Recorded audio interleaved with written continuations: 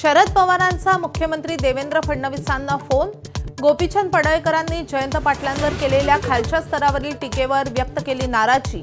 फडणवीस पडळकरांना समज देणार का याची उत्सुकता। भाजप आमदार गोपीचंद पडळकरांच्या जयंत पाटलांवरील टीकेनंतर सांगलीच्या जतमध्ये मोर्चा। संभाजीनगरातही कार्यकर्त्यांचा पोलीस ठाण्यामध्ये ठिय्या। पुन्हा गुन्हा दाखल करण्याची मागणी।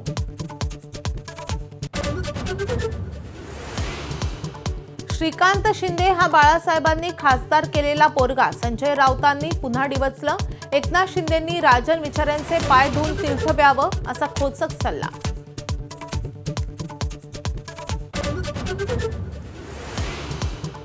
राष्ट्रवादीचे मंत्री इतर कामामध्ये व्यस्त राहणार असतील तर पद सोडावं लागेल। अजित पवारांचा इशारा।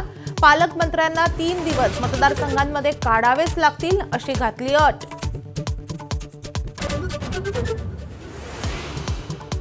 आम्ही जिवंत आहोत हे दाखवावं लागेल। भुजबळांचा जरांगेंना अप्रत्यक्ष इशारा। हल्ले होत राहतील पण आपण तुफानातील दिवे म्हणत एल्गार।